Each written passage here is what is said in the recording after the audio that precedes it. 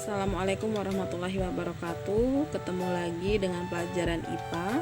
Pelajaran pertama yang pernah Ibu sampaikan ya, Jumat yang dulu sudah membahas tentang wujud benda dan sudah Ibu buatkan lagunya. Mudah-mudahan kalian bisa ingat dan bisa menghafalkannya.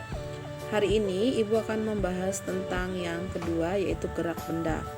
Ada dua hal yang perlu kita ingat tentang gerak benda. Yang pertama adalah benda yang mudah digerakkan, dan yang kedua ada benda yang sulit untuk digerakkan.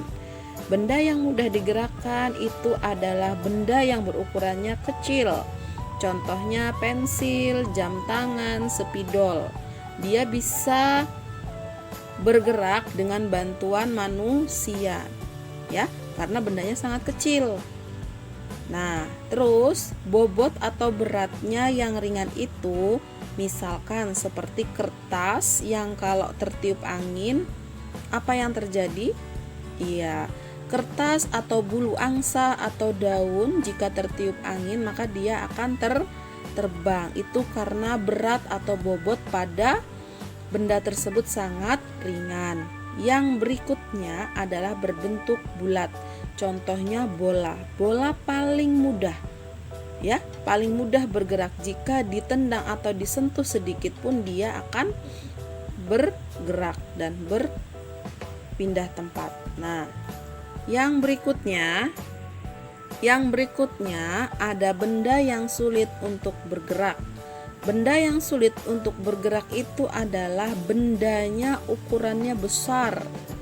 Memang bisa berpindah dengan bantuan manusia, tapi menggunakan tenaga yang lebih ekstra atau menggunakan tenaga yang lebih kuat. Misalkan kayak kita mendorong lemari, ya, mendorong lemari tidak bisa satu orang saja, bisa menggunakan beberapa orang. Atau kamu pernah melihat mobil yang mogok didorong? Nah, itu benda yang sangat sulit atau sangat berat untuk dipindahkan. Nah, dan yang terakhir, benda yang berbentuknya kotak atau balok. Mungkin kamu bisa mencari atau kamu bisa melihat benda yang berbentuk kotak atau balok. Misalnya contohnya kardus aqua. Nah, itu berbentuk kotak atau balok, ya. Kalau ada isinya pasti susah untuk digerakkan. Ya, kita lanjut ke arah benda. Benda itu bergerak juga memiliki arah, ya. Arah benda itu bergeraknya ada yang lurus dan ada yang memutar. Jika arah benda itu lurus, maka benda itu bergeraknya lurus. Misalkan kendaraan yang melaju di jalan yang lurus, atau misalkan kamu naik sepeda nih di jalan yang lurus yang pakai aspal, jalannya tidak ada lubangnya, itu maksudnya, ya.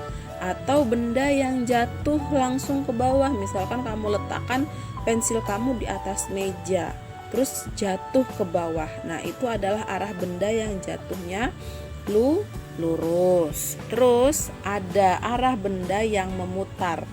Yang memutar ini jika bendanya yang bergerak itu memutar. Contohnya seperti geraknya jarum jam. Kamu lihat jam dinding kamu di rumah, geraknya adalah memutar, ya, dari arah kanan menuju ke kiri. Lalu ada juga gasing. Nah, gasing ini adalah salah satu contoh permainan yang geraknya memutar. Kalau kamu belum tahu gasing, kamu bisa bayangin nih baling-baling pesawat, ya. Baling-baling pesawat itu arah bendanya adalah memutar. Oke? Nah, kita lanjut yang D. Yang D adalah gerak benda.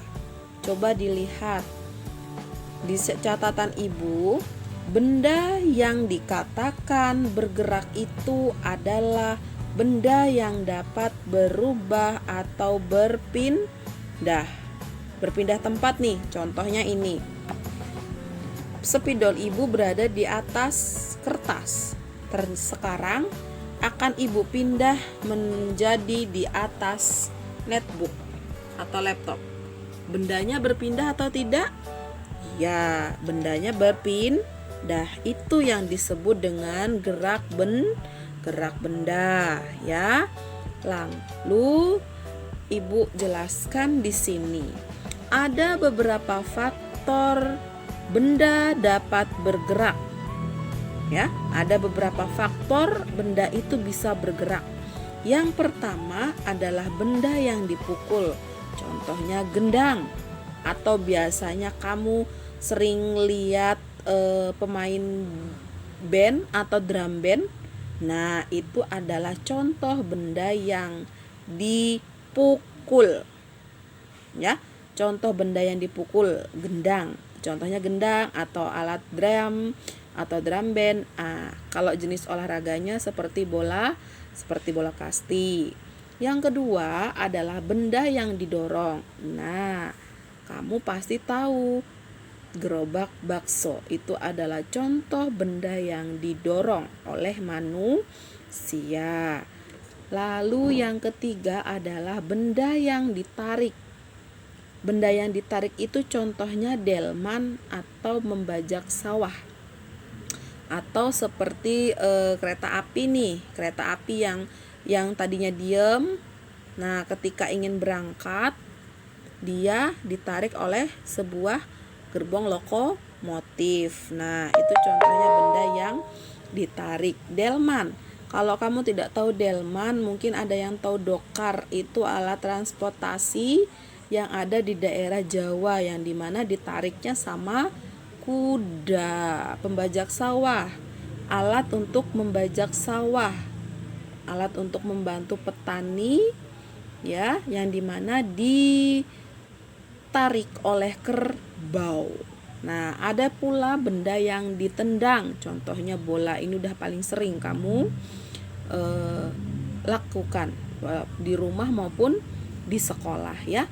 Nah, yang terakhir adalah benda yang dilempar.